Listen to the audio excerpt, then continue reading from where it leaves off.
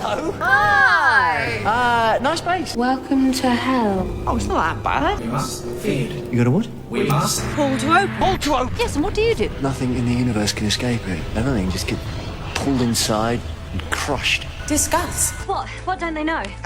This time there's three of us. Stand by, everyone. Buckle down. We have incoming. And it's a big one. Here come the drums!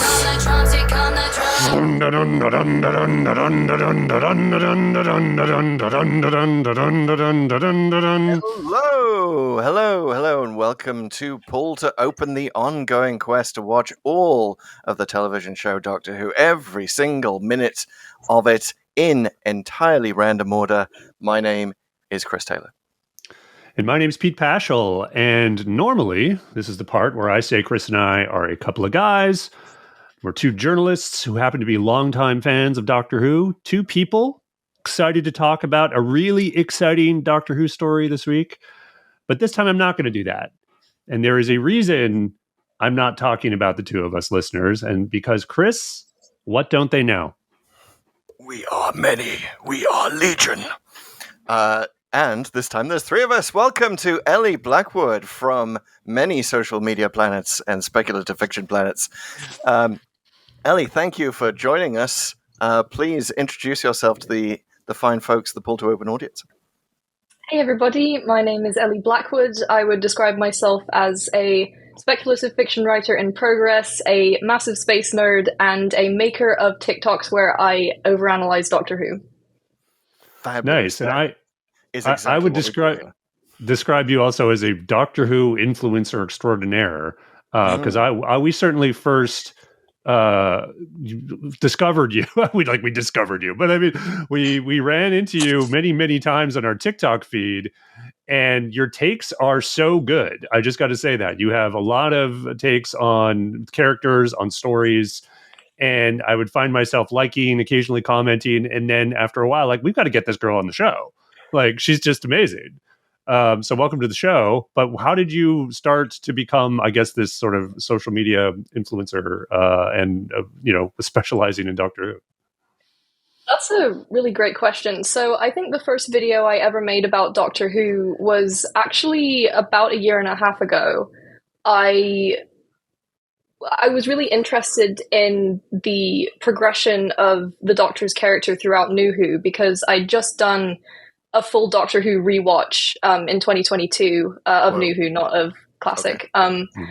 And watching it all together for the first time was really interesting because it made me realize just how much character work carries through the entire run of especially the 9th through 12th Doctors.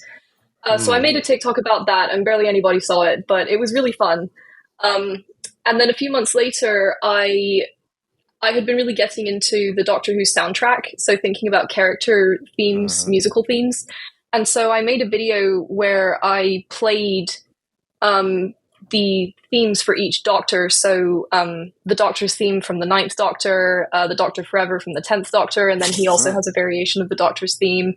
I Am the Doctor for the 11th Doctor, and A Good Man for 12, and 13 for 13. And so I made a TikTok where I played those because I thought, it could be cool to show people how to recognize these when they're watching the show. And it kind of blew up. So after that first video blew up, I made a few other videos about the music of Doctor Who. So I talked about the NuWho Companions themes, I talked about the villain themes, the Masters themes. And then from there, I started making videos about other kinds of Doctor Who subjects. I did in-depth character arc videos about each of the NuWho Doctors. I think my most popular video so far is the one that I did about the 10th Doctor's character arc. Fancy that. The 10th Doctor popular? Yes. The 10th Doctor popular? What? My video, I also... Sorry, I was going to say, before we get into 10, I wanted to know, have you heard 15, the new theme for 15? Yes. His the one that's coming out, the specific Doctor's theme tune. Yes, the one from that was in the BBC Sounds special. They did the world premiere of Shooty Gatwa's theme. Yeah, I did hear that. I think it's a little bit difficult sometimes to assess the music that premieres with the orchestra because they haven't done all of the, potential extra synth that they might put into it. I liked his theme. It's not necessarily my favorite. Maybe that's a bit of a hot take. We love hot takes here. I really like themes that build. So, for example, my favorite companion theme is Roses because it starts off very soft and then kind of builds into something a little bit more, something with a little bit more heft to it. And I just don't really feel like 15's built a lot. I did love Ruby Sunday's theme. Yes. I thought that was really nice. Interesting. Okay. But who knows? Like maybe when we see it in action, maybe when we see Ncuti Gatwa in action, like sprinting down a corridor with his theme playing, maybe then I'll stop being a hater. I'll be converted into a true believer. Yeah. It is all about the corridor. But this is fantastic. So you're interested in Ten's character arc. You're interested in Rose's developing theme. And you may have an interest in space and astrophysics as well. That could become relevant fairly soon. Yeah, is the fact that I have an astrophysics degree going to come back in this podcast? We shall see. Could it? We shall see. Well, Pete, why don't you catch people up on this weirdly random journey we've been having? Yeah, enough of this forward-lookingness. Let's look back. So previously on Pull to Open, it's been quite a journey, folks. Okay, so the randomizer, I would actually say, has kind of been a little bit on the nose lately. So this all started really about a month ago, and we arrived at Human Nature and the Family of Blood. Now, that is a story that stars David Tennant. It's probably one of his best. And that actually put us on course for his big return in the 60th anniversary. Now that would have been enough, but then, believe it or not, the randomizer served up the 3 doctors. So, and that's of course the 10th anniversary special, sort of. But it was a strange coincidence that we had that podcast post right of the morning of the 60th special, the first one, the Star Beast. And little known fact, the 3 doctors features a black hole. Again, that might become relevant in a minute. But that was so on the nose. It was like a trip. So of course, the randomizer took us to Nightmare of Eden, the drug episode of Doctor Who, which had a lot of drug dealing and nefarious characters and monsters made of drugs. Spoiler alert. But all that was happening. Interject and say that the randomizer really likes it when the Doctor gets into a spacesuit, because we have recently been to the Ambassadors of Death and the Seeds of Death, both of which contain astronaut doctors, even though Seeds of Death, Patrick Troughton isn't actually in a spacesuit. But and rockets. And the mutants, I think the Doctor's in a spacesuit and that. So like we've had a lot just to really amp up this foreshadowing. Oh man, we could even go back to Frontier in Space. Yes. But anyway, we'd be here all day with all the spacesuiting, but it's all recent and it's all Pull to Open. Go ahead, go back and check out those episodes. But now the randomizer has taken us to another adventure starring David Tennant as the Doctor, going to the edge of space. In fact, if not the edge of reality, to do battle with some very strange creatures. No, it's actually not Wild Blue Yonder, which we just did a hot take on for the podcast. That was last week. Instead, we've come to Series 2, Episodes 8 and 9, The Impossible Planet and the Satan Pit. Yes, and I really couldn't imagine anything more appropriate, given all of that, given that long wind-up, and given our guest today. Well, that's funny, right? Because Ellie, we've this has been in the works for a while. Like we've been trying to pin down a date, and it was just funny this date worked out, and then boom, it's this one. We always say it's our running joke that we're scared of the randomizer because it's just so apt in most of the time. I mean, but the last month or two, I mean, wow, and this one in particular, it's just dead on. Yeah, so. And I also have a personal. This may be a too personal question. Feel free to say no comment. But are you actually a Satanist? I am not a Satanist. Okay. That's just checking, because that would be really spooky. Because we're getting satanic with it, as well as astrophysical with it in our commentary. But it's before all we get there. Yep, before we get there. Well, by the way, if you want to cut right to the commentary on the Impossible Planet and the Satan Pit, Feel free to check the show notes, and you can find the exact time code, the place to fast forward to, where that commentary begins. But you won't want to do that, folks, because, of course, we have an all-new Whomoji challenge. You want to join us on Poll to Open, where we talk about results for the 3 doctors, and there's lots more. It's all coming up in the Poll to Open Pulse Loop. Of course, fetch it, Damon. All right, well, first in the Pull to Open Pulse Loop, we are on pulltoopen.net. That's right, we're on that World Wide Web thing. Subscribe to the newsletter, get our full written notes on every episode, including our guest notes, which is fabulous. You can also be a patron on Patreon at patreon.com/pulltoopen. We, in a very timey-wimey way, are about to review The Giggle, rather ourselves in the future, our not us, our not beings, our not monster versions in the immediate future will be reviewing the final part. And wow, wasn't that amazing, Pete? Loved The Giggle. Really well, that's still happening. See, Harris did that thing.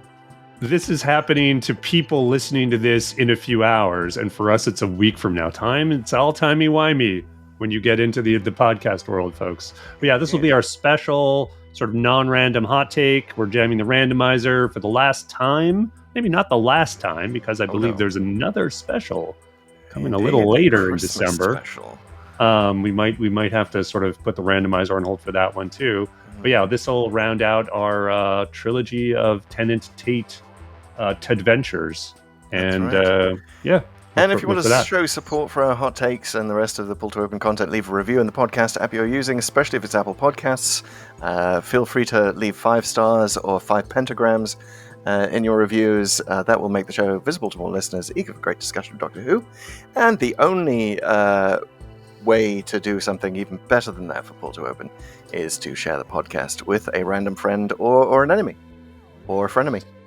And you can also leave your review in the form of a Doctor Who title using emoji, which we then use to torture both me and any guest who might happen to wander into our trap. Oh no! And we've got one this week, Pete. We've set it off, guys. It is time for a double contested Whomoji challenge. That's right. This is where we get to torture Chris and now Ellie Blackwood to give them. We're going to describe emojis for them, and I tell you, we will one day have the technology to show them to you outside of just the chat window, which I know is very tiny. But we'll put them there, and you guys will guess the Doctor Who show title. And guys, I am not envious of the position you're in this week. Oh no! Oh, so. We had one of our fans give us a few Whomojis a little while back, and he gave easy, medium, and hard. And I'm sorry to report, it's time for hard. This is going to be the hard one. I'm mostly undereducated on Classic Who, so if it's Classic Who, I might just be completely hopeless. Well, that would be a hint if I were to reveal whether it was classic or modern, but those could come later. We will need it eventually. All right. Are you guys ready to get this going? Let's do it. All right. So 3 emojis. Oh, that's 3. 3 is right. That's what 3 is. Okay. 3 emojis. The first emoji, a brick. A brick emoji. It's actually more than one brick. It's bricks, but they're bricks. Second emoji, fist. But it's the fist that's like forward, like punching forward. Okay. And then the third emoji is the repeat button, so the 2 arrows looping back on each other. Is it Heaven Sent? It's Heaven Sent! Yes, congratulations. I had the same thought at the same time. I'm like, yes, okay. Was it the description of the fist that gave it away? Was it too much? Yeah, it was like the bricks and then the fist, and I thought punching through a wall. Oh my god! Oh my god, one of my favorite ones. But it was a glass wall, I guess. I don't know. Well, it wasn't it supposed to be like adamantium or some kind of element that's supposed to be 400 times stronger than diamond or something? Yeah, That's something right. crazy. Yeah, they throw a bird in, because then there's some reference to a bird, some story about a bird in that. Yeah, Yeah. It's been so long since I've seen yeah. Heaven Sent because I don't want to ruin it. I don't want it to be not special when I see it. So I've really only seen it twice. Once when it was first came out, and then once like probably a week later, just to kind of really take it in. And I honestly haven't watched it since because I'm scared that it's going to get mundane, So I'm waiting for it to come up in the podcast. It hasn't come up yet. Yeah, It's kind of funny because... Sorry, go ahead, Chris. I was just going to say, of course, the new reigning champion of Best Doctor Who Story Ever, according to Doctor Who Magazine voters. But go ahead, Ellie. Yeah, I've also seen Heaven Sent only twice. Once when it aired, and then once when I did a full Doctor Who rewatch last year. A full NuWho rewatch, not full Doctor Who rewatch. And I remember on my second watch, it was still great. Like, I love Heaven Sent. But I remember thinking, man, you can really tell that the same guy who wrote Sherlock also wrote this. Because let's be honest, half of it is just in 12's Mind Palace. It really is. Yes. Let's be honest. I mean, it's great. Don't get me wrong, it's great, but it is the reigning champion, as Chris said in the Doctor Who poll, and you are now the reigning champion, Ellie, in the Whomoji challenge. So you take that back with you to TikTok and every other social network you care to brag about it. We'll get your personal Whomoji made, so you can display it prominently in your profile. Do I get to come back next week and defend my title? If you like. Yeah, absolutely. Save me from this Heaven Sent round where I have to punch a hole in the wall of the Whomoji challenge every week and then get vaporized and come back again the next week. But if you are on Spotify, you do not have to punch through a wall to tell us what you think of the particular story that we're discussing, because we have the feature poll to open. That's right, poll from the bottom of the screen right now, and you can rate The Impossible Planet of the Satan Pit before we've even talked about it. You can just go to all of our polls, all of our shows on Spotify, vote in them, vote early and often, because we keep those polls open. If you're in line, stay in line. And we've got some ratings to discuss now for the Three Doctors. People kind of liked it, Pete. People enjoy the Three Doctors. Look at this. So it got our highest rating by a mile. So more than half of the folks who voted rated it a Viscount banger, one of the best of the best. Wow. And comparatively, the Fixed Point in Time, Chris, which was your rating, which is what we give to an episode of Doctor Who that's kind of beyond rating for whatever reason, that also came in second, around 30%. And then the Dalek, which was actually my rating, a good episode of Doctor Who, is a distant third. Luckily, I kind of knew this, though no one rated it a bad episode or even a bad episode where we learned something. But you had, you kind of are the of the people here, you came out the most ahead because you went Fixed Point in Time, and that was basically where a lot of people went. Good point. Ellie, have you seen the Three Doctors? Not yet.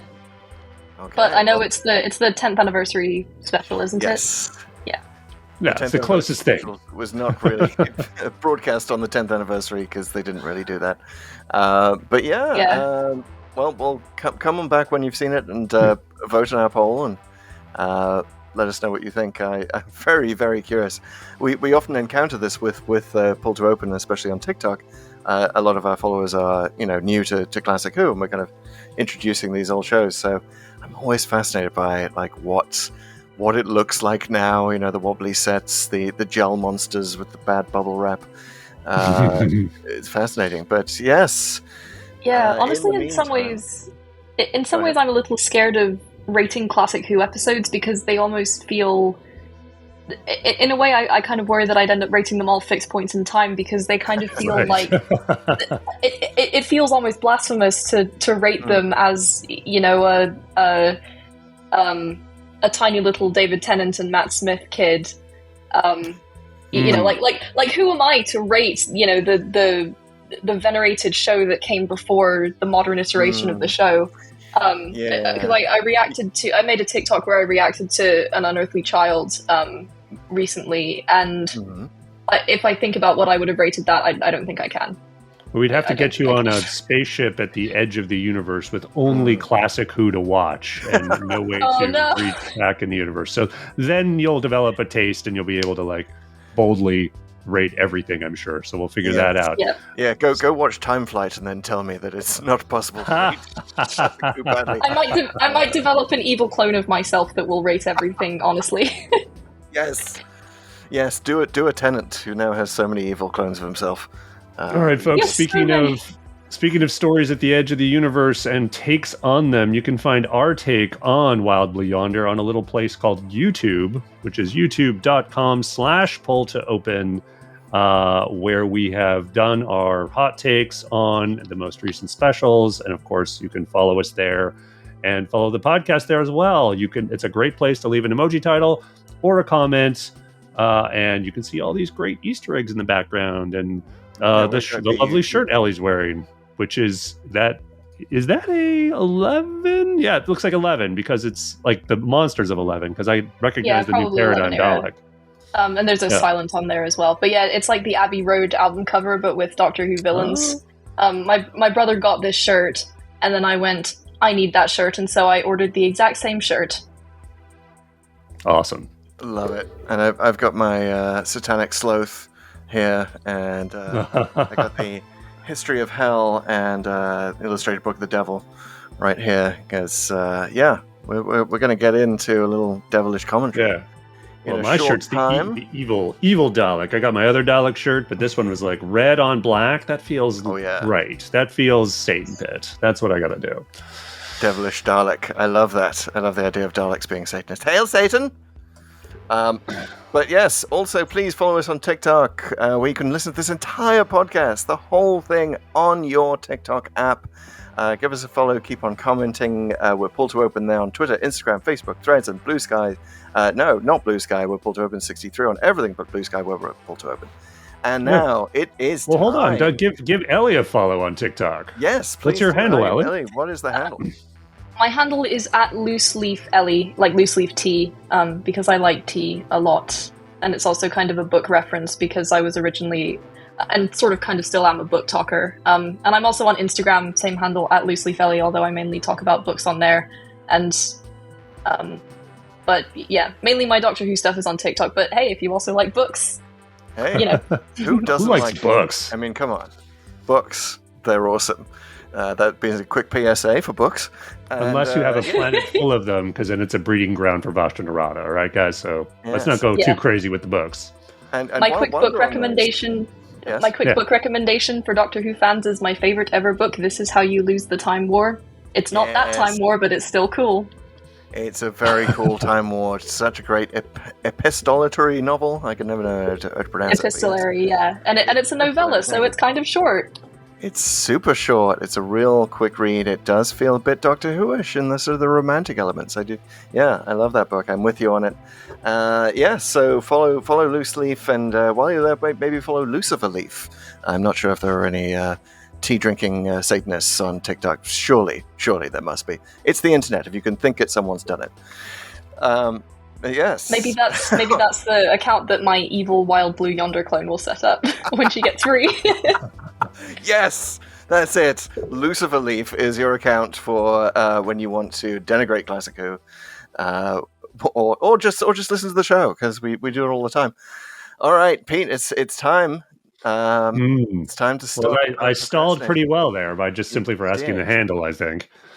You did. So, as regular listeners know, we start our commentary on our stories with a little segment we call TLDW. Too long didn't watch, too long Doctor Who.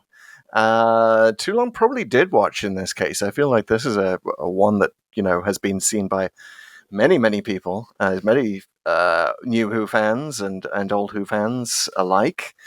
But we allot 1 minute per New Who episode, and this is that rare New Who episode that's two-parter.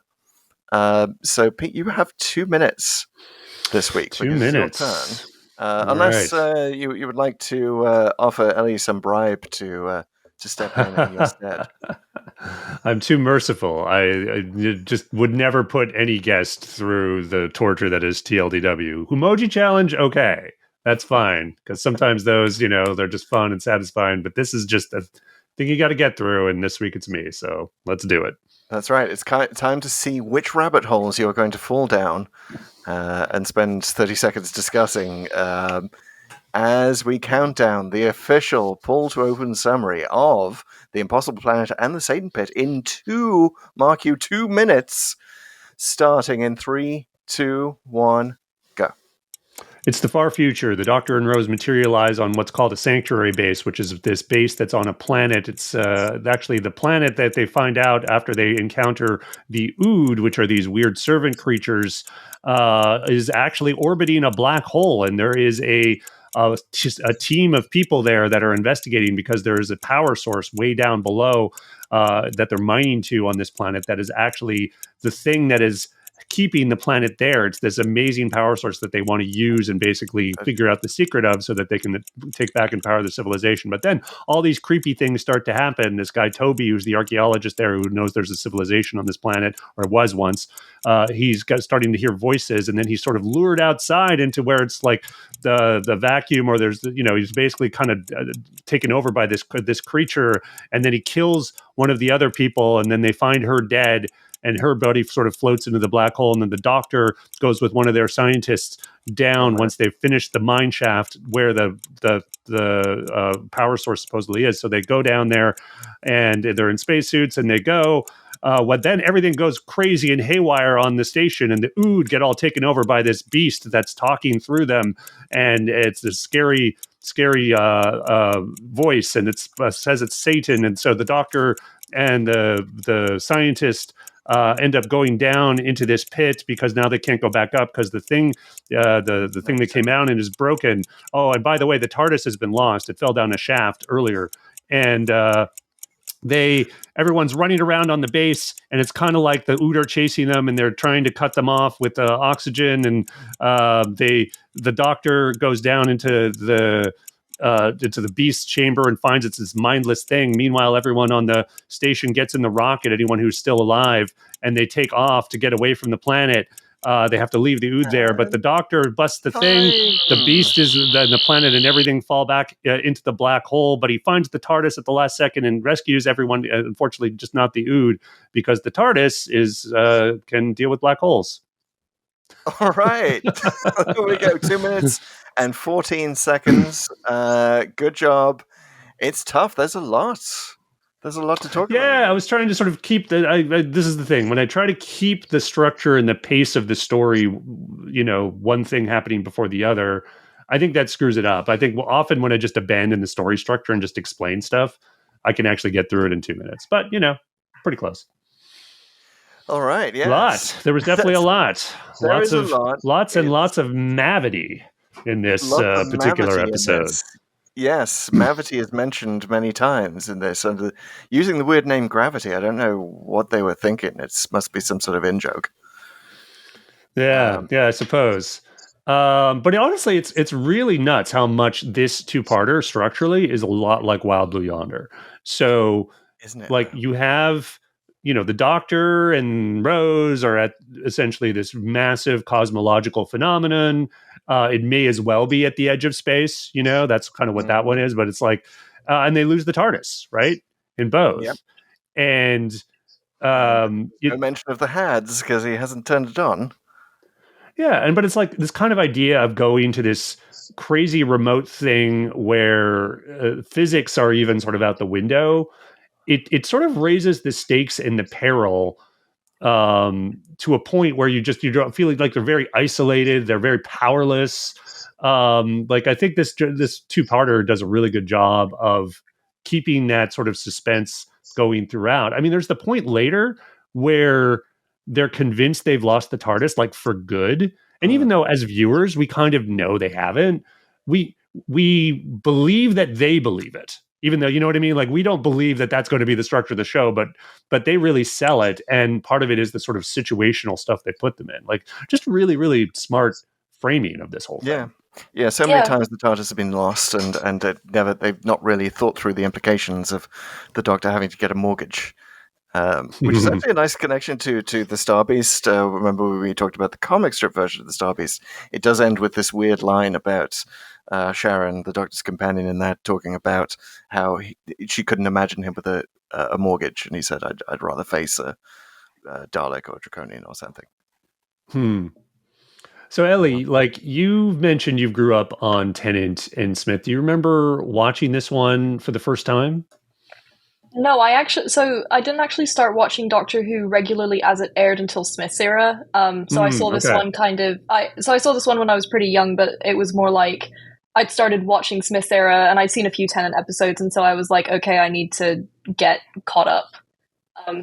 My very first Doctor Who episode actually was watching the Christmas Invasion when I was 5. And it was so weird. The Sycorax prosthetics were so weird, and the sword fight and the hand getting chopped off was so weird that for many years I thought it was a weird fever dream that I just imagined. And then when I went back to, when I started watching Matt Smith and I was like, okay, I need to catch up with the Tennant stuff that I missed, I watched that episode and I was like, it was Doctor Who the whole time? Yes. That is, it is great that you use that exact phrase, fever dream. That is what we have described Doctor Who, and especially a lot of Classic Who, as on the podcast before. And I certainly had the same experience growing up at that age with Tom Baker stories, that now I kind of look back and realize, like, I did not even know what was going on as a kid. It just sort of, it's these flashing images, and you're just like, what is this? Is it supposed to be this crazy? And yes. So I was curious when I was asking you I was curious what age you were when you saw it, Ellie, just because I feel like this is kind of a scary episode, right? And especially for kids. I think I would have been about 12 when I saw this episode. So so still able to be, it wasn't really scary, but so I liked that I was old enough to appreciate kind of what it was going for, because there's a bit of a philosophical component to it. The Doctor and Ida have this sort of conversation about what do you believe, and the Doctor asks her if she has a religion, and she says she's I don't remember what she says. Something like New Congregationist, Neo-Christian Congregationalist or something. Yes. And then she says, "What do you believe?" And he's like, "I don't know. I believe I haven't seen everything." So this is an episode that I really loved from my first watching it, because I dug the philosophy, I dug the the suspense, the pacing in this episode is brilliant. And I have always loved space, so I love the ones that are set in space.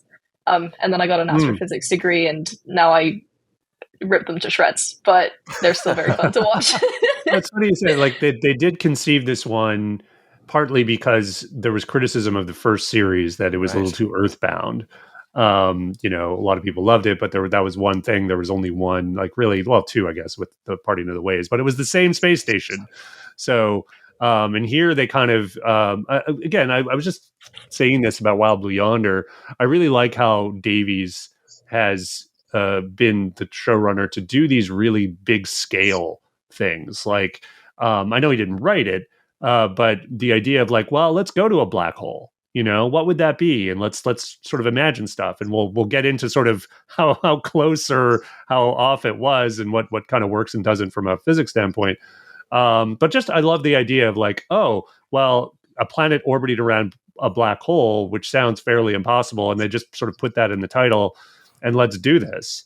Let's see how this would go. They lean into the impossibility. It's RTD's original idea was a little too on the nose because the planet was supposed to be called Hell originally. Right. Which glad that they didn't. They said that it has no name, or it's called Cropped or whatever. But yeah, Hell would have been a bit like, I wonder what we're going to find here. Even so, I got to say, at the time when I watched this in 2006, it is hard to remember now. It was not NuWho was not automatically going to be a success. There are a lot of Classic Who fans looking at it askance, and the fact that it had not had a lot of space-bound episodes in season 1 was part of that. But also, like, I came at this and I was like, okay, first of all, Doctor Who meets the devil. Are we scraping the bottom of the barrel here? In terms it's a bit Good Omens-ish, isn't it? We had not. It was foreshadowing. We'd not yet gotten to Doctor Who meets Santa Claus, which would come along later. That also seemed like the bottom of the barrel, but they always find somewhere around. So I kind of liked it, but the thing that stuck out in my memory was how kind of meta this was, and not always in a good way. And because the opening where the Doctor and Rose get out of the TARDIS and they say, well, I guess we could just investigate, and if anything goes wrong, we could just come back to the TARDIS, and then they burst out laughing. That seemed like a meta step too far for me. My hot take is that I really like that opening, and my other hot take is that Last Christmas is the best Christmas special, and everyone else can cry about it. I agree with you. Yes, I didn't totally surprise me. Mind the meta comment. It wasn't quite how you're describing it, because they're basically like, well, this seems like it could be a little fishy, and they're like, well, we could just go back in and go somewhere else. And I think it's less about I'll agree it is a bit awkward, but it is kind of like, this could be dangerous. Oh no, are we going to leave? That's kind of what I like about it. Cause like, hey, this whole thing is like, we just, not to laugh at danger, but we know it's risky. Like, that's why we're doing this. And I also really like, there's a couple other meta things. Maybe you didn't, I like them. This might be one of the things where Chris and I have clearly different sort of takes on it, but where he talks about his, it's more fun that way when he doesn't know where he's going. Right. And there's a lot of sort of references, particularly when they're sort of new and they're just sort of figuring out who these people are. So here's, and I'll just sort of take a step back structurally on Doctor Who, why I sort of like this, because it believably, in my view anyway, wins the people over. Because most of the time in Doctor Who, when this happens, they show up and it's sort of a secure facility. Like, they get thrown in jail for half the episode.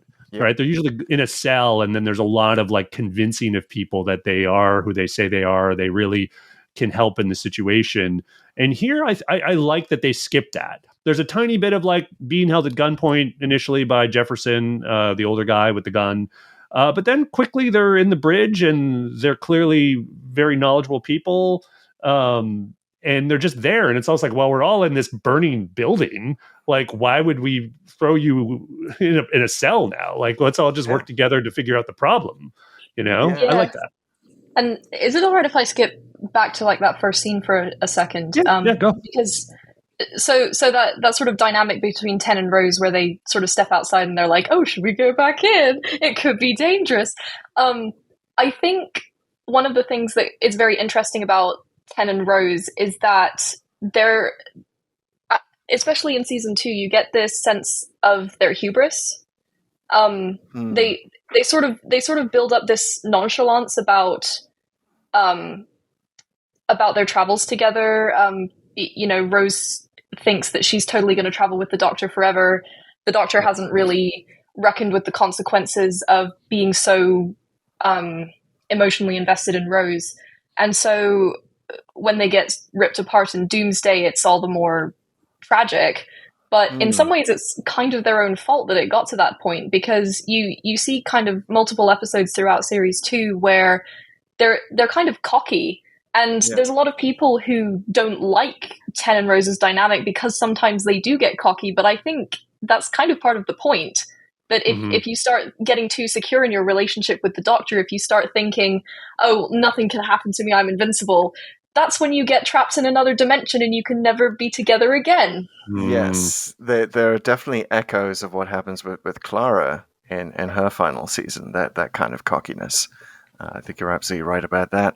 And yeah, this is kind of a pivot point for Ten and Rose's romantic dynamic, right? It's the first time they talk about the idea, we'd have to settle down together, and we could, there's that kind of awkward, like, I guess we could share maybe, and blushing and looking away. What did you guys think of did you believe the romance in this episode? And also, by the way, this is the first foreshadowing of Doomsday, right? Of the when the Beast says she's going to die in battle. Yeah. I mean, unless you count the fact that the Doomsday theme plays when Rose first enters the TARDIS in her very first episode, but I think that I don't know how much of that was pre-planned and how much of that was Murray Gold being, I kind of like this riff that I used when she first entered the TARDIS. I'm going to use it for a composition that's going to make everybody cry. So sounds like him. Probably the latter, yes. He'd do it. Yeah. I think one of the other parts of this episode that gets me about Ten and Rose's romantic dynamic is that he almost says he loves her. when he's being lowered down into the pit, Yeah. and he tells Ida, like, if you see Rose again, tell her, and he breaks himself off and he goes, oh, she knows, and then Well, that's what I like. abseils down. I like that is like the balance to the scene you're talking about, Chris. Because when it's kind of like that awkward moment, and he's just kind of looking at her. You still not sure. I mean, you're definitely getting hints throughout the season that his feelings are deep too, but he doesn't really do anything, right? He doesn't even sort of reach out his hand or reassure her or whatever. He just kind of wants the comfort of their earlier banter and doesn't want to sort of go down this route. But then when he's forced later, like there's no TARDIS, the air's running out. It looks like he's going to die. He's like, you know what? This is my sort of last chance. And he almost comes out and says it, but he clearly feels it. So it's a good, I mean, just really, like you said earlier, Ellie, well paced and well sort of like thought out in terms of like the beats that are happening and when they're happening and how they pay off. It's especially interesting given that 14 has suddenly decided that he says that he loves people now. He loves Donna, right? So he's maybe overcompensating for 10. I was also struck, by the way, by the fact that the only kiss that they share, the only moment of physical intimacy, is that Rose kisses his space helmet. Right. So you got the sense of a barrier keeping them apart. Again, perhaps foreshadowing Doomsday. Yeah, there's also the speech that he gives to the Beast at the end is stuff that he doesn't say he loves Rose romantically, but you get the sense that he's sort of bearing his soul in a way that I don't know that he would ever say to Rose's face, where he says, something along the lines of, I've seen fake gods and bad gods and demigods and would-be gods, but if I believe in one thing out of that whole pantheon, I believe in her. And that was one of those bits where, so the credited writer for this episode is Matt Jones, but obviously Russell T Davies as the showrunner would have edited and maybe added some stuff. And I remember reading in The Writer's Tale, which is Russell T Davies' sort of memoir / very long interview with Benjamin Cook, asking him all these questions about his time writing for the show. So Benjamin Cook asked him, so, you do a lot of extensive revision on some of these episodes that you run the show for, and you've only with the specials did you start taking like co-writer credit for them. Are there any episodes from your past from NuWho that you wish you'd taken a co-writer credit on but didn't? And he named The Impossible Planet and The Satan Pit as two episodes that he wished he'd taken co-writer credit on. And that's not to say that Matt Jones didn't do a lot of work on it, because of course he did. But at the same time, that I've seen bad gods and fake gods and demigods and would-be, that has Russell T Davies' grubby little paws all over it. You just know that man wrote that line. You know what else struck me as very RTD-ish was the resolution of the opening cliffhanger from the first Cold Open Impossible Planet, where the Ooh would come towards them, go, we must feed, and then the resolution is, we must feed you if you're hungry. And I'm like, oh god, that's. And again, I want to say, so on my initial viewing, I was stopped by all these things. But watching it again, this happens a lot with Pull to Open.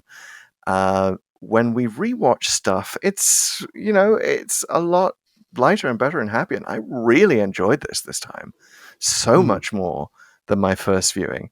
And I especially enjoyed all the moments where they pause and have a philosophical conversation about, that feeling that you get in the back of your brain when you want to, jump off into something. They talk about, primate genetics and, and this sort of urge to explore, this urge to fall, which is very right. And also in the devilish context. Also, the Beast playing on sort of those basic fears, which the Doctor calls him out on, and sort of particularly. I think it's in the Satan Pit where he sort of gets everyone to start panicking, and it's the Doctor gets to be the Doctor, right? Because he comes in with his no, he's giving you even though this creature seems to know about you and probably has some kind of psychic power, it's painting that its way, and you need to look at yourselves at the whole picture and really see that yourselves as I see you, the best of humanity here. And it's it's a really, really good doctory moment. And Tennant has a bunch of them. Honestly, if you think about it, this is Tennant's 8th and 9th episode, so he's had some time, but he's still pretty new. And I feel like this is a great showcase of him really starting to get his Doctor, and Davies starting to get his Doctor, right? Because he's giving him the lines. And, there's the bit in the first episode where he hugs Zach, the commander. Yeah. And he expresses that admiration for humans.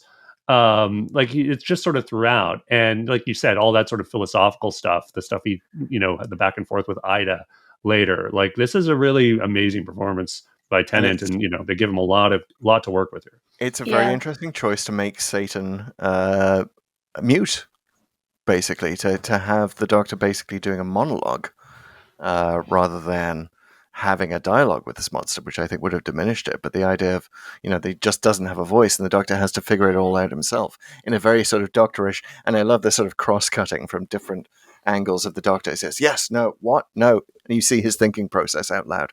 Yeah, I'd forgotten about those cuts, but I really love them. And actually, one of the things that I found out about this episode relatively recently is that I don't know how much of the speech this is referring to, but at least for part of Tennant's speech, they were filming in this cave, and they had like 15 minutes before they had to clear out and get out of there, and they still needed to shoot Tennant's speech, and he did it in one take. Nice. And completely saved their butts. And one take Tennant, and the guy is such a Doctor. Yeah, the guy is such a pro, and you say it's his 8th and 9th episode. It might not have been the 8th and 9th episode he shot, because they do them in blocks, and I'm not sure which that's block true. this was in. Yeah. So it might even and also have been an counting earlier the Christmas episode. invasion too. It's probably his 9th and 10th if you think about it. Yeah. So guys, what do we think of the Ood? We've talked about them a bit. Yeah. There's the intro where they have the "we must feed" and "you," and then they're evil, they're nice, then they're evil again. They get that great little tease with the what is the Ood say to the beast and his armies will Rise from the pits and declare war against God or something. That's it. Yeah. Thank you. I thought that was a nice line. Yeah, the incongruous comedy of having them say that sort of thing where Rose is just coming up to them and like, oh, hey, I was a dinner lady. Are you a lady? And I love that the Ood just blinks at that. So let me just qualify my question. Once I want to ask you, how do you think of the Ood as the monster? But also, what do you think of the Ood as an idea? Because there's all those sort of hints that are paid off, obviously not in this series of episodes, but later in Planet of the Ood, about them being a slave race, and then all the sort of morality that's attached to that. I mean, I think the Ood throughout this episode are just being used by everybody, including the beasts, including the Satan figure, because it's probably very painful to have literal Satan living inside your head and using you to spread his message. But at the same time, they wouldn't be in that position to, be used by Satan if they weren't also in turn being used by the humans. And I think one of the things that's very subtly chilling about this episode is that you've got Danny, who's the ethics officer or whatever he's called. It's something ethicist, and he hates the Ood. He thinks they're stupid. He thinks they're mindless beasts. And you can see in this episode that they are, intelligent beings who ought to be worthy of moral consideration. And especially in Planet of the Ood, you find out just the extent to which they've been abused and enslaved. But even in this episode, you can see that their situation is really quite horrifying. And I think, it's Rose calls it out. Rose is obviously very uncomfortable with this. Yes. But even in the second part of the episode, she sort of there's a part where Danny's like, yeah, I can feed, basic zero through their heads and counteract the signal from the beast. And she's like, well, go on, then do it. And I thought that was a bit weird that she didn't think, what's that going to do to the Ood? Because when they did it, they collapsed. That could have been very nice. So much for her being a member of Friends of the Ood. And then at the end, the Doctor... the Doctor has this line where he's like, oh, I couldn't save the Ood. And he seems sad about it, obviously. And it definitely seems like, he had the choice, go get Ida or get maybe like one Ood and leave. So I understand that he had to make that choice. But one thing that I did think was quite lovely is that as the spaceship with the survivors is flying away at the end, Zach starts listing out the names of every single Ood, saying deceased with honors. Right. And and that finally feels like they're kind of being put on an equal level with the humans who died in this incident. But the Ood situation is horrifying. It's going to be a long list. Well, I don't know which deity we should thank for the fact that the Ood is not the Slitheen, which was the original idea. The Raxacolocathalapatorians. Yes. Get it right. Oh, I'm sorry. The other one looks exactly like the Slitheen, but isn't called the Slitheen. But they were supposed to believe that this planet held their deity. And what RTD eventually decided was that would just kind of distract a little too much from the plot. And thank goodness. Thank goodness also that he's a fan of the Sensorites. And that's the last time I've ever going to say that. Because that was sort of the original thing that they were based on. Ellie, if you haven't seen the Sensorites and you ever need to fall asleep for any reason, Pete can tell you it's a very good classic episode for that. Best insomnia cure in Doctor Who, the Sensorites. Yes. Noted. So that's the origin of the Sensorites had little stethoscopy things, didn't they? Which I guess is the origin of the ball, which is also good for kind of distracting the eye from the mask. Like your eye gets drawn. Totally. Well, it's such a weird thing. I really like the Ood as a monster, and one of the reasons is that little ball thing, because it's just kind of this accessory, and it's a little weird, and it gives them sort of something to do, even though it makes zero sense that they wouldn't have some kind of satchel or something to carry it with, right? Like they're just literally holding it, and you could headcanon that pretty easily. Maybe there's sort of more of a physical psychic connection you get, not just with the wire but with the hand. But it's cool because it lets them use it as a weapon later, and they don't do that quite enough. They do it, I think, once, maybe twice in this episode. They use it once to kill an unnamed member of the crew who showed up at the start, and then I think only showed up again to be killed. And I was very confused about that, because I don't think she... I think it was a woman. I don't think she was ever named. Yeah. Oh no, she has a name, but she's sort of introduced as like she's the intern or something. Yeah, no, wasn't that Scooty? Yeah, Scooty. Sorry. Well, Scooty was the one that's spaced by Toby. Yeah, this is someone completely different who I didn't even remember until I watched this episode again. And I was like, that's not one of the crew members that I remember. And she was just sort of there, and then she got killed by an Ood. Yes. Well, I will say, I think they did a red shirt. Yes. Again, the pacing, how they did it with the Ood, sort of friendly, then evil. Well, sort of tiny bit evil at the beginning, but then friendly, then evil. That works well. But also, they crawl through those ducts like nothing else. I mean, for whatever that mask is, it clearly didn't prevent the actors from moving fairly fast. And So I think the Ood worked pretty well. A fine example of how this is sort of a very self-aware storyline, because they say, oh no, it's not actually a ventilation shaft. And in fact, the security chief says to Rose, "I appreciate the reference." Yeah, sure, it's not the ventilation shaft. Yeah, sure, but it's really let's get real. It's a ventilation shaft. But I think the Ood function mostly as a way to sort of help Rose in this adventure and sort of stand out. And I think this is actually a really good episode for Rose, partly because she gets to stand up for the Ood, but also that she sort of becomes, kind of the project manager in the second episode for the whole thing descending the Doctor and Ida down. And she kind of becomes like this.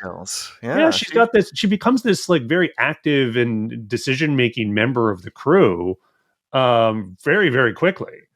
And, even at the end there where she's like wants to stay with the Doctor and they have to actually literally knock her out to get her on board the rocket. I mean, again, this is all, I think, very good for Rose and her character. I mean, she's come a long way since she was kind of bumbling through the Shadow Proclamation declaration and the Christmas invasion, right?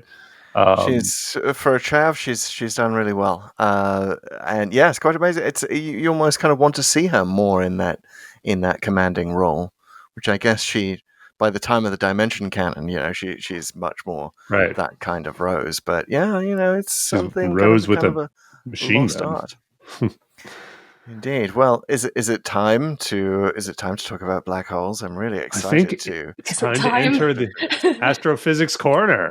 Whoa! I hope we have a special jingle just for that. Yeah. All right, Ellie. Tell us about this black hole. How insane is it? Okay, first of all, here's my first question. We'll get to the visuals of it because I'm really curious about that. But so the planet orbiting the black hole. It sounds impossible, but it's like, well, if you were far enough out, couldn't you? You know, like, I mean, it's just gravity. Is it really that impossible? Mavity. Yeah. So, mavity, I don't know what this gravity thing is you're talking about. That must be some kind of inside joke that we are not getting. So, like I said, I have a degree in astrophysics. I also, science communication is my day job. My headphones just made a weird noise. Can you still hear me? You're good. Yep. We can hear you. Okay, cool. Yes. And I have actually made 1 or 2 videos about the science of Doctor Who. I've made one. There might be another one up by the time this podcast episode airs. So yes, I love thinking about the science of sci-fi. So I want to preface this by saying that I'm not trying to ruin the episode. I don't think that taking some liberties with science is bad writing. I think it can be used for cool story effect sometimes.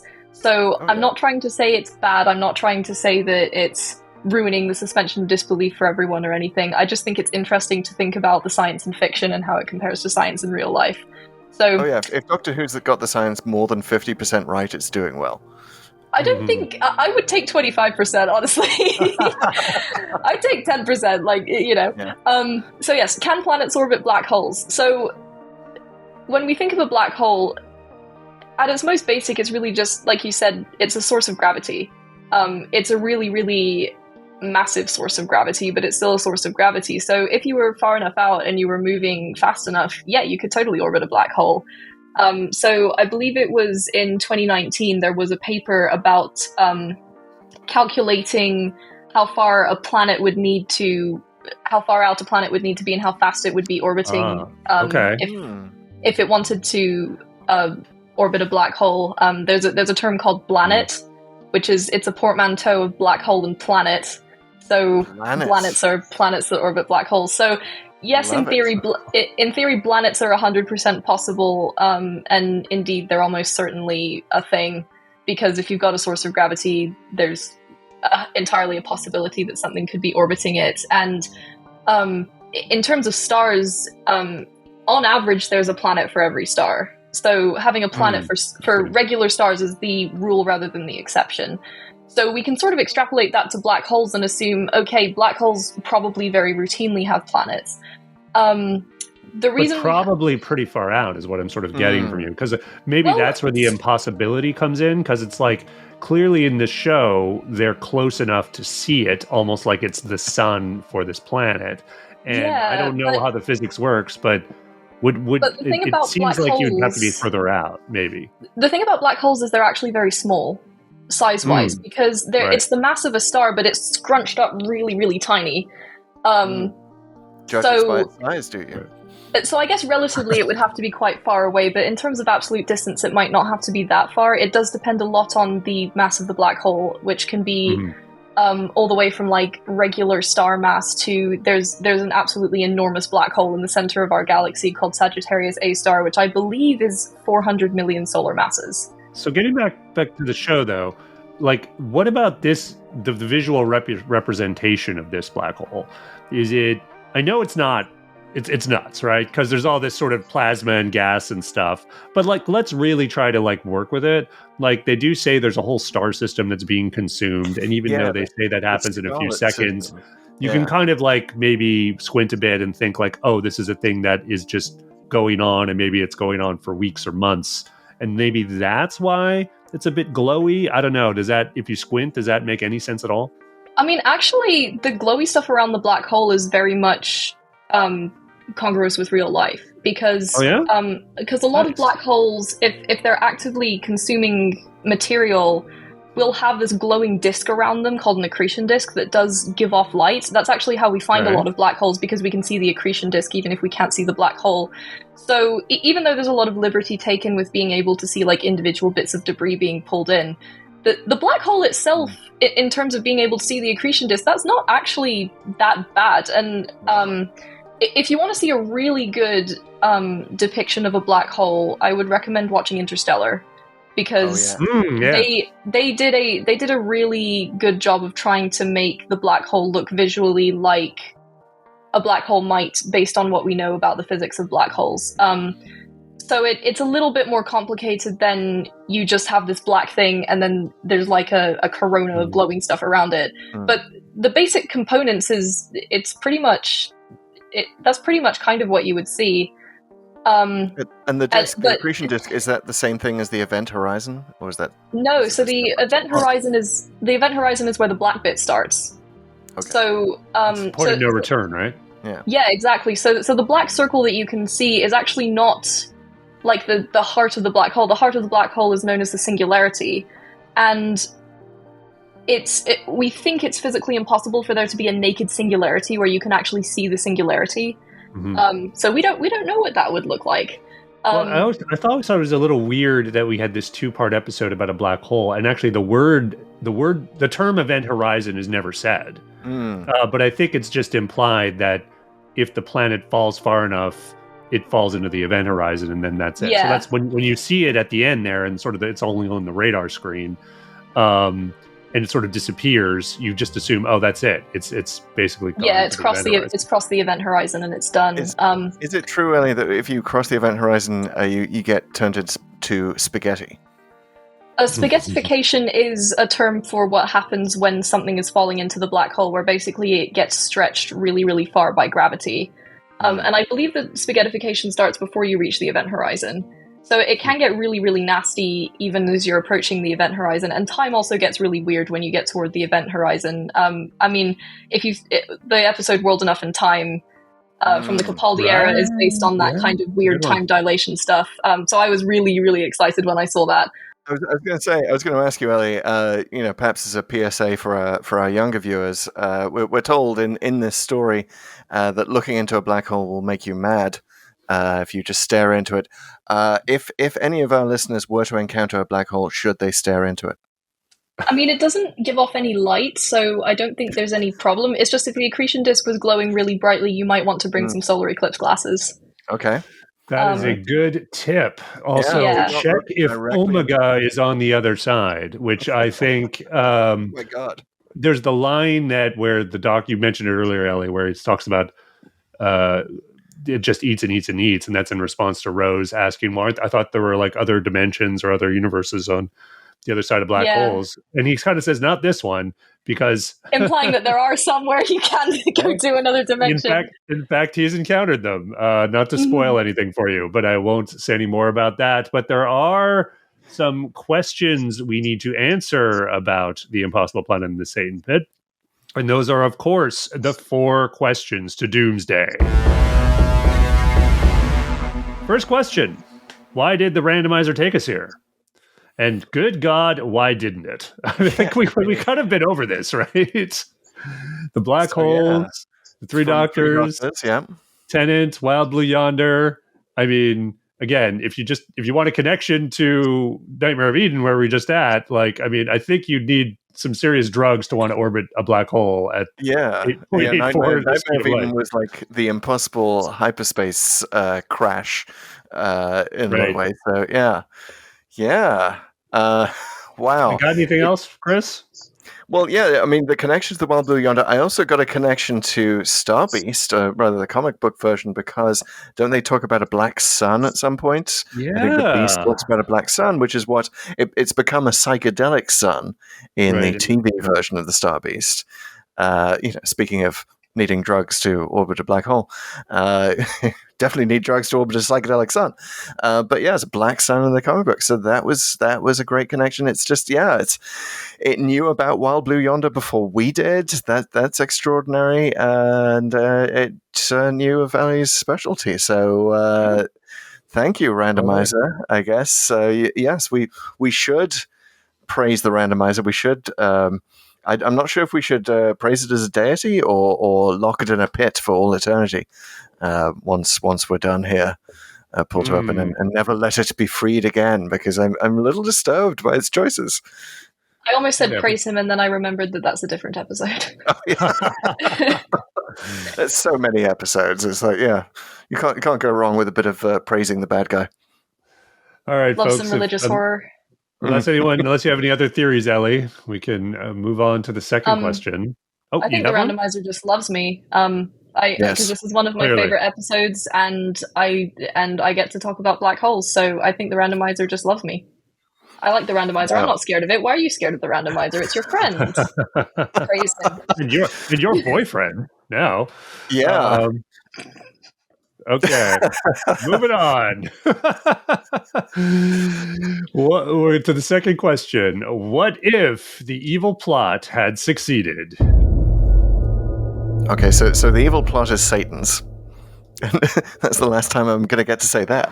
The evil plot is Satan's to escape the planet, but he wants to.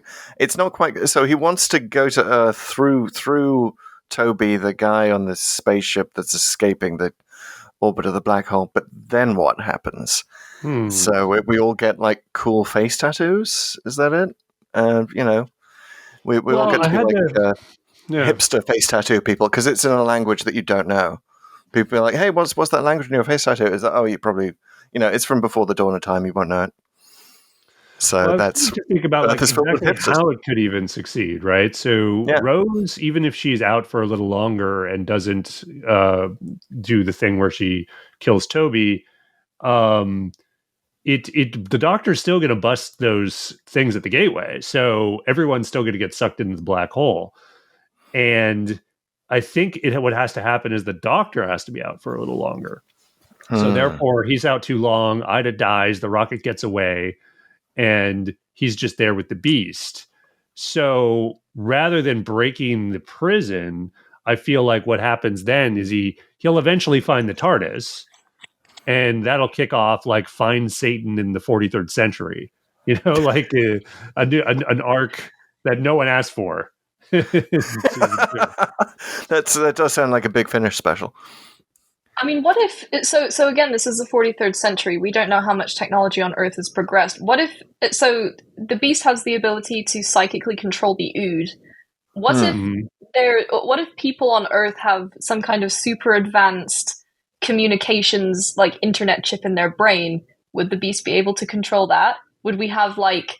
Would we have like Cybus Industries 2.0, but instead it's like Hell Industries 2.0? Yes, it's clearly going to control us through the 5G chips in our brain via Bill Gates and of course vaccines. We've got to get vaccines in there somehow. Yeah, of course, yeah.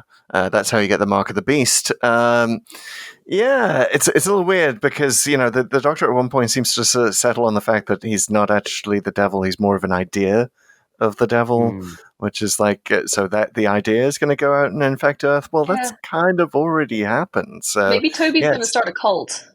Maybe Toby / the Beast will start a cult and gain a massive following, and now you've got no doubt a new religion. Well, the thing is, the Beast, again, it's actually the Ood that says it, that its ultimate goal is to wage war against God, and it must have something in mind. Whether that's, I guess, the people who imprisoned it or the actual God. I like the idea of somehow this sets off some kind of war for the 43rd century between the Beast and, frankly, the Doctor, who ends up sort of taking on the role of God by sort of marshalling everyone against it. So, yeah, we're getting a bit Moffat-y here, turning the Doctor into a god already. But also, like, where's the White Guardian in this? Isn't the White Guardian basically God? No, the Guardians weren't all powerful. Oh, okay. Stop confusing our guests with classic Who references. Sorry. You don't need to worry about the White Guardian. Okay, good. I've heard of it. It's all right. So I think the Doctor is referred to as a lonely god throughout the RTD era, even. So maybe even if this was an RTD era type episode, he'd still be on board with letting whoever's writing the episode go a little bit. Also, how are we forgetting that it was RTD that turned the Doctor into Space Jesus? Yes. In lots of the time. Jesus here. There's definitely the temptation, but it's weird. Like the temptation of Space Jesus in this is, that the temptation is to be so distracted by his love for Rose that he's not going to even risk her death. So, like that's it. So, sort of in action and wanting to save his friend is the great temptation. It's a little weird. The idea that he'd fall for that. But maybe if he did, then this kicks off the sequel, where, instead of the Satan pit, we have, I guess, the God skyscraper. God complex. Hey, there you go. I love that. One thing about the God complex didn't actually contain God. Doctor Who has not yet met God in any form. So he's met gods, as he says. Don't give him ideas. Yeah, okay. RTD, don't call us on that one. We don't want to go a season 5 of Supernatural. We don't want to go down that path. All right. Well, I think we all like the idea of some kind of Satan cult or war that results from it. And that's a pretty good alternate Big Finish box set for 10 and Rose, assuming she survives that rocket trip. Moving on to the third question, which is, where is the Clara Splinter? He built the ventilation shafts. Oh, I got her doing something similar. But of course, Clara Oswald splintered in time. At the end of the name of the Doctor, she's somewhere in every single Doctor Who episode. Where is she in the Impossible Planet or the Satan Pit? Which I'm glad you went there, Ellie, because there's not a lot of places for her to actually be in the episodes. So to have some kind of influence, she's kind of, unless she is that nameless, faceless person that got zapped by the Ood, which is not a great ending for our friend Clara. She often dies saving the Doctor, so true. That's true. I don't know that would be all that out of character. Yeah. Maybe she may be the one responsible in the TARDIS. We've noted the possibility that Time Lady Clara could be hiding in the TARDIS in some of these stories, because it is a bit convenient that TARDIS just happens to appear right there next to the Doctor when he needs it. It's a bit TARDIS ex machina. So that would be my vote. That Time Lady Clara is just maneuvering it, navigating it, perhaps from afar, and made sure that the Doctor had the TARDIS just when he needed it, and that the HAD system was turned on. So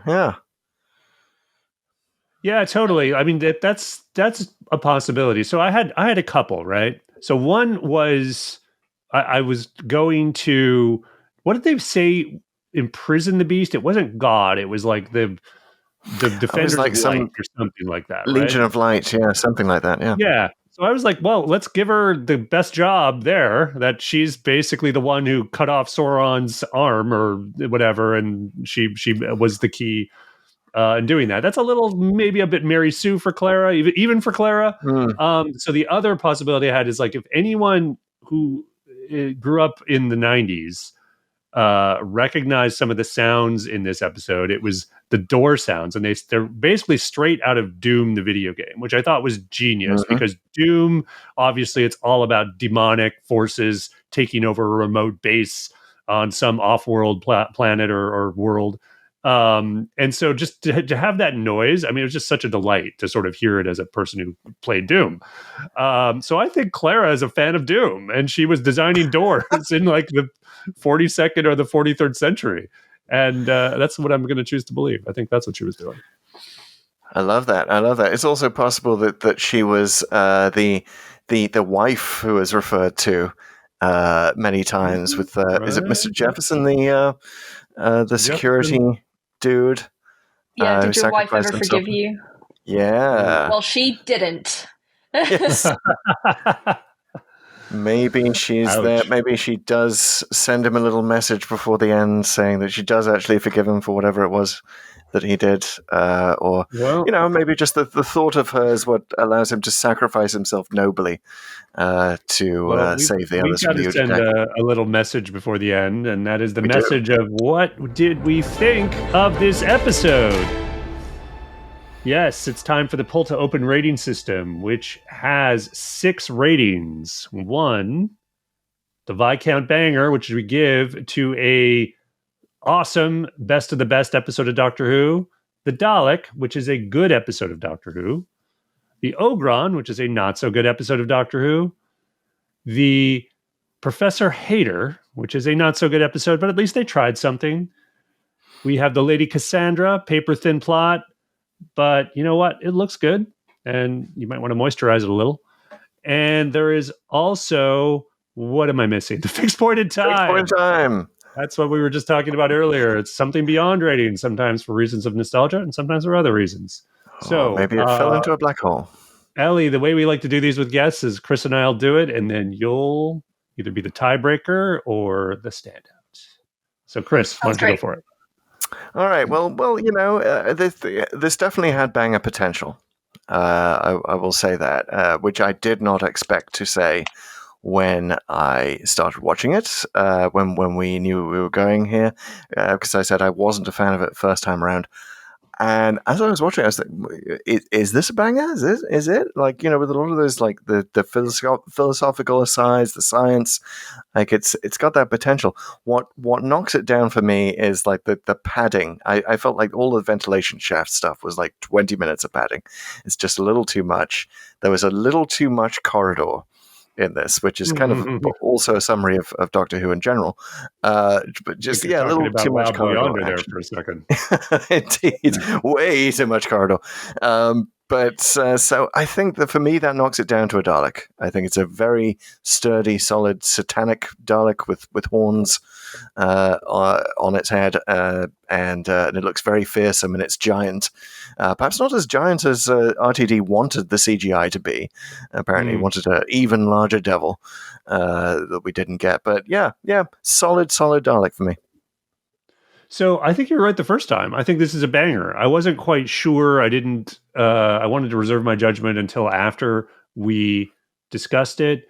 But I disagree on the padding. I actually really like the sort of running through ventilation shafts. And also, you also get this sort of heroic moment where Jefferson asked him to turn off the oxygen, and I really like the bit where Toby goes red eye for a second, because up until that point, you're even starting to question, well, wait, is he okay now? We're not really sure. And I like that they introduced that dramatic irony. And then you start to, as a viewer, invited to start piecing it together before they even reveal sort of the end. So it really sort of gets your brain going in a way, but not too much that it gives everything away. So I thought that was all really smart. And again, one thing we haven't raved enough about, honestly, I think, is the guest cast here. Because one of the things I really liked about this, and my whole family really liked it, but Jack in particular, who really, really liked it, he said this was one of the best episodes he's ever seen. Wow. Was he talked about how he really liked all the guest cast. They all were very distinct personalities. They were all good actors. And I also just think about this in sort of early NuWho, doing this ensemble with a bunch of sort of younger and more diverse actors. Like, you think about classic Who, these mostly would have been crusty white guys, right? In any kind of quote unquote ensemble. But this was one of the first times in NuWho they really kind of showed an ensemble cast in a modern kind of way, which to me levels it up from even everything we were talking about. So to me, this is a banger. And even though we've given a lot of bangers to Tennant, I think if we looked at the banger percentage in our codex, he's probably, I'm tempted to not give him this one because he's got so many, but it's like, you know what? This was just really good. I was really into it. And so were my kids. So it's a banger. Interesting. Yeah, I think I will say, by the way, just before we get to Ellie's rating, as an example of base under siege, I think there are, this is among the best of the best. And as well as the fact that it sort of, kind of deconstructs the whole base under siege narrative and the identikit base, but yeah, really well-drawn characters, nice diverse cast. Definitely don't want to denigrate that aspect of it. Well, I'm going to say it's a banger. So that means I'm breaking the tie in favor of banger. I just think... There we go. So like I mentioned a couple of times, I did a full rewatch of NuWho last year, and I was expecting my favorite episode of Series 2 to be Girl in the Fireplace. And I do still really like Girl in the Fireplace, but the Impossible Planet and Satan Pit took it for me. And rewatching it again for this podcast episode, it's just so good. I mean, it's not my number one favorite Doctor Who episode, but it doesn't have to be a banger. It's just great. And I know I spent several minutes picking apart the black hole science, in this episode, but I honestly just like that it featured a black hole. I don't care if you say like there's a black hole and we went through it and then we found this meadow with unicorns in it, and also we got back out alive because reasons, or any kind of bonkers thing you want to do with a black hole. I just like the fact that there's a black hole in it. I like the fact that it's set in space. Even though the effects are kind of crappy, those poor VFX animators in 2006 being like, oh god, we've got to animate this enormous beast. Oh god, we've got to animate like bits of planet falling into the abyss. Oh god, we've got to animate the rocket ship. Let's just put that on the radar screen. Yeah, it was. I got to say that the CGI held up relatively well. Big shout out to the mill for that. Yeah. Cool. Obviously, Wild Blue Yonder just aired as we were recording this. Sure. I mean, 4K. they have a much bigger budget for Wild Blue Yonder, but let's be honest, it wasn't the best CGI I've ever seen. But in some ways, that kind of makes it feel more like Who. I don't know. So is this, before we move on to the randomizer, is this your favorite NuWho story featuring a black hole? Is it better for you than World Enough and Time? Oh, that's really hard because I do love World Enough and Time. I think it just about edges out World Enough and Time, even though I like the black hole in World Enough and Time more. Nice. Yeah, All right. it might partly be the nostalgia. You heard it here first from a black hole expert, everyone. Yes. Best black hole in NuWho, the Impossible Planet. No, the best black hole in NuWho is World Enough and Time, but the best black hole episode. Okay. The best black hole episode is Impossible Planet and Satan Pit. That's the nuance there. Yeah. I got you. The best black hole, but this is the best black hole episode. Yeah, wow, the devil is really in the details of this one. It really is, and it might be partly because of nostalgia, because obviously I have more nostalgia for Tennant than I do for Capaldi, so that probably helps it out in a way. But I also think, guys. Sorry, but we need to surround this black hole with a Dyson sphere or something and bid goodbye to it. We need to escape. We need to escape off our gravity well. Indeed. And we have to rush into our time ship and activate the randomizer. The randomizer, of course, consists of two components. The codex, which is a list of every single story of the show, a Doctor Who, in sequential order. And there are now 304 of those. What? Yes, because Wild Blue Yonder has been officially added to the list. I don't know if we should also officially add the giggle yet. Probably not. Probably not. We're good. We're good for now, even though it's airing tonight. When people hear it. Indeed. Okay, so we have two components, and Peter's at the controls of one of them. That's the codex. That's the devil you know. And it is the complete list of all of the Doctor Who stories in sequential order. Pete, how many do we have left to do now? Well, now that I have knocked out the Impossible Planet and the Satan Pit, we are once again at 199. Wow. All right. We're stuck at 199. We're in geostationary orbit around 199. That's 100% the right way to use that word. Mm-hmm. Yes. Victory. All right, so I use random.org. That is the other component. That is the devil that you don't know, because it uses atmospheric noise to produce a truly random number instead of the pseudo-randomness of algorithms. Ellie, are you familiar with the use of atmospheric noise to create randomness? I can't say that I am. Okay, I didn't know if we could have some scientific insight into that. We will leave it. That feels like more of a mathematician's purview. Yes. All right. Well, we do have the purview to ask questions of the randomizer, to worship it as a deity and leave offerings at its altar. Ellie, where would you like us to go next? What kind of story would you like to see? Oh, good question. I think a space story. I like space. Okay. Space story. I think there are a few of those in Doctor Who history. But specifically a space story, I think, set in the far future where there's some kind of cool space technology going on. When they're all whizzing about and there's teleports and it's not really that hard. Yeah, and I want some kind of I want a far future space story that has some kind of commentary that is relevant to us today, whether that's some kind of philosophical, religious sort of aspect, like in The Impossible Planet and Satan Pit, or whether that's something a little bit more like taking down capitalism, like in Oxygen, so, something of that nature. Okay. That's I like that. that's what I want. Okay. So a space story with an edge. Yes. Got it. With a With some political kind of edge. Okay. philosophical, political, social edge. Yes. So what are you Love going it. for, Chris? What's your challenge? Ooh, well, we've done the Doctor meets Satan. Let's have the Doctor meeting another mythical figure. We you're obviously just went asking to for mythics. last Christmas. I think it's the last Christmas. Yeah, I mean, it is December. It is getting close to that time. It might be time to do Last Christmas. I do love it. Speaking of stories that really wrong-footed you about the Doctor meeting mythical beings. So give us some myth. Give us a hit and myth. Well, my challenge is anything but Tennant. We've had too much Tennant. That he is so greedy. He's been the Doctor twice. He's been regenerated 3 times, or now probably going on 4 now. He's been in 3 out of the last 4 things we've done, at least. I mean, let's give him a break. There are other Doctors. He's had a bunch of uncredited roles in Big Finish audio dramas from before he was the Doctor. So he was really desperate to be in Doctor Who. He's Right, doing, Doctor Who Unbound. stuff. He did the commentary of this one. I listened to the commentary. He's everywhere. He's just overexposed, that guy. There are other Doctors. Come on. Yeah, come on.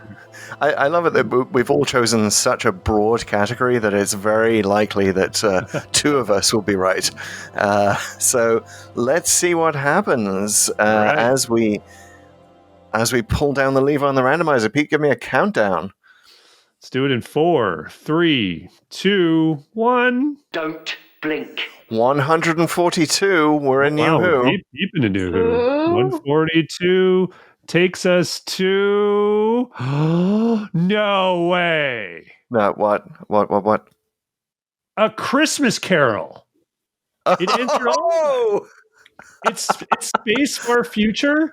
It's not Tennant. And there's kind of some philosophical aspects, Yeah, very much so. Here, but you got Space Scrooge, so there you go. Yeah, and that's a bit mythical. The space whales, they're pretty mythical. Yeah, I'll take that. Season. We were just saying this is. I forget when this is going to upload, but in the Christmas season, certainly. So, wow. We all got our wish. Randomizer. Yes, it's a Christmas miracle. It's just so appropriate, and the randomizer is getting Christmassy with it. I wonder if this is the randomizer saying what its favorite Christmas story is. But yes, guys, yeah, this has been fabulous. Thank you so much, Ellie Blackwood, for joining us on this commentary, and thank you, listener, for listening. This has been Pull to Open. It's a podcast. Podcasts are great things to follow and subscribe to, so why don't you go ahead and do that in whatever app you happen to be in. You can also follow us on YouTube at youtube.com/pull-to-open. And that's a great place to follow us, even if you already follow us on one of the podcast apps. It really supports the pod if you support us there too. Thank you, Martin West, as ever, for our music. Please leave a review in whatever app you're in, if you're able to do that. Follow us on social at Twitter, Instagram, Facebook, and Threads at Pull2Open63, Blue Sky at Pull2Open, and of course, TikTok at Pull2Open. And Ellie, give me your handle again, because it just completely left my head. At Loose Leaf Ellie. Loose Leaf Ellie. That was Loose Leaf Ellie. All right. Well, this is fabulous. I'm looking forward to our trip to a mysterious planet. Not an impossible one, but a very strange one with space whales and cryogenic storage. And we will find out next week if Christmas has, in fact, been cancelled. Thanks, everybody.